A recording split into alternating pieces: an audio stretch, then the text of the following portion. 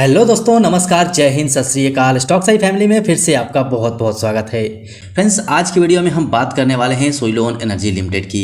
क्या सुइलोन एनर्जी में और भी बड़ी गिरावट आ सकती है?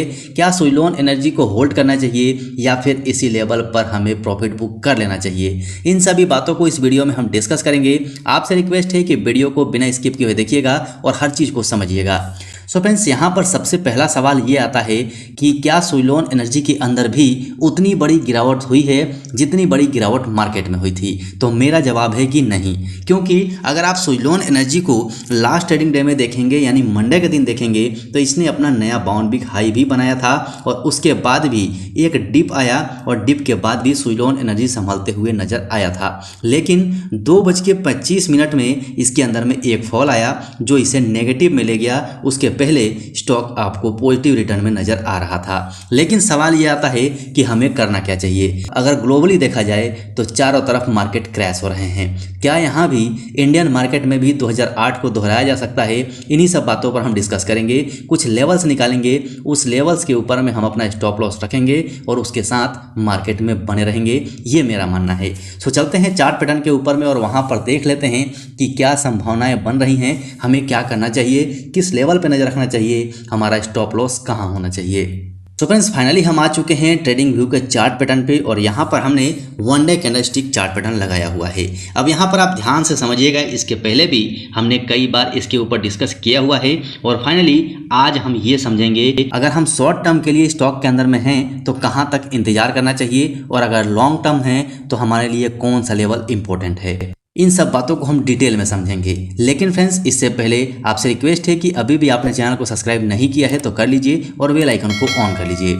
चलिए, यहाँ पर चार्ट पैटर्न आपके सामने में है और ब्लैक कलर की ये दोनों लाइनें आपको ट्रेंडिंग सपोर्ट लाइन और रेसिस्टेंस लाइन नज़र आ रही हैं। मतलब साफ है कि नीचे जो है ये सपोर्ट लाइन है और ऊपर है ये इसका रेसिस्टेंस लाइन है। तो अब आप यहाँ पे चार्ट को देखिए। अब चार्ट को आप देखेंगे तो आपको बिल्कुल क्लियर समझ में आएगा कि इस ट्रेंड के अंदर स्टॉक चल रहा है। रेसिस्टेंस से वापस नीचे आता है सपोर्ट पे और फिर से रेसिस्टेंस के पास जाता है, फिर नीचे आता है और फिर से रेसिस्टेंस के पास पहुंचा हुआ है और यहाँ से बिकवाली शुरू हुई है। अब आप देखिए, अगर सुइलोन एनर्जी को दिन भर में देखेंगे तो पॉजिटिव रिटर्न में था, लेकिन लास्ट टाइम में लगभग 2:25 में यहाँ पर गिरावट आई थी। लेकिन अगर हम टेक्निकली देखें तो इसके अंदर में गिरावट आने का समय भी आ चुका था, क्योंकि ऑलरेडी स्टॉक रेसिस्टेंस लाइन के पास पहुंचा हुआ है और वहां से बिकवाली हुई है। लेकिन मार्केट में जिस प्रकार का माहौल बना हुआ है तो हमें बहुत सचेत रहने की ज़रूरत है।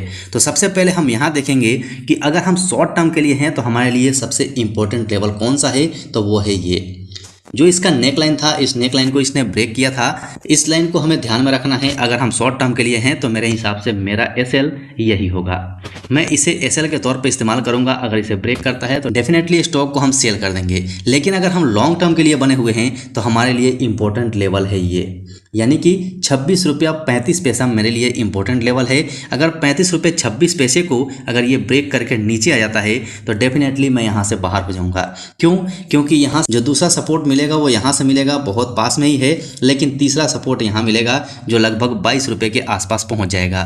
सो मार्केट के अंदर में मैं प्रॉफिट के लिए आया हूँ तो हमेशा तो प्रॉफिट बुकिंग करता हूँ ही, लेकिन थोड़ा सा बर्दाश्त करूँगा और अगर ये लेवल ब्रेक करता है तो डेफिनेटली मैं यहाँ से प्रॉफिट बुकिंग कर लूँगा। क्योंकि डेफिनेटली अगर आप स्टॉक से फैमिली के साथ में हैं तो अच्छे खासे प्रॉफिट में होंगे। तो 26 रुपया 35 पैसा भी अगर ब्रेक करता है तो भी अच्छे खासे प्रॉफिट में रहेंगे और फिर मार्केट में इंतजार करेंगे। अगर और भी बड़ी फॉल आती है, मार्केट में क्रैश आता है तो इंतजार करेंगे और जिस लेवल पे नीचे हमें मिलेगा उसी लेवल पर फिर से स्टॉक को उठा के चलेंगे। क्योंकि मेरे हिसाब से अभी भी सुइलोन एनर्जी का फ्यूचर ब्राइट है। जो लोग नए हैं और ऊपर लेवल में ले चुके हैं वो लोग 29 रुपया 60 पैसा को पक्का से याद रखिएगा, बहुत तगड़ा सपोर्ट का काम करेगा आपके लिए। और अगर इसे ब्रेक करता है तो मेरे हिसाब से लॉस बुक कर सकते हैं, वो आपकी मर्जी होगी। देखिए, आप अपना मर्जी से आपका जो दिल बोलता है वो करेंगे तो ज़्यादा बेटर है। लेकिन अभी अगर हम चार्ट पैटर्न को देखें तो टेक्निकली इसके अंदर में बिकवाली चल रही है और मार्केट का माहौल भी चारों तरफ बिगड़ा हुआ है, तो बहुत सावधान रहने की जरूरत है। लेकिन आप हमेशा ध्यान रखिएगा कि ऐसे टाइम पे जल्दीबाजी बिल्कुल नहीं करना है। ये टाइम शांति से सोचने का होता है, ये टाइम शांति से प्लान बनाने का होता है। क्योंकि ऐसे टाइम पे लगभग मैक्सिमम रिटेलर पैनिक हो जाते हैं और पैनिक होने की वजह से उनको नुकसान का सामना करना पड़ता है। तो ऐसा बिल्कुल भी मत कीजिएगा, प्लान तैयार कीजिए, दिमाग को शांत रखिए। ऐसी गिरावट अपॉर्चुनिटी लेके आती है। मार्केट में जब गिरावट आएगी तो इसके अंदर तेजी भी आना संभव है। जितना गिरेगा उससे दोगुने तेजी से मार्केट ऊपर भी जाएगा। तो इस चीज़ को ध्यान में रख के और शेयर मार्केट में रहिएगा। सो फ्रेंड्स, आशा है वीडियो पसंद आया होगा। वीडियो पसंद आया हो तो लाइक कर दीजिएगा और अपने दोस्तों के पास शेयर जरूर कर दीजिएगा, ताकि कोई भी ऐसी पैनिक गलती ना करे। चार्ट को समझे, टेक्निकली समझे, प्राइस एक्शन को समझे। मार्केट में बेशक हलचल मची हुई है, लेकिन हम अपने स्ट्रेटजी के साथ ही चलेंगे। जो हमारा स्ट्रेटजी मार्केट के अंदर में है उसको हम फॉलो करेंगे।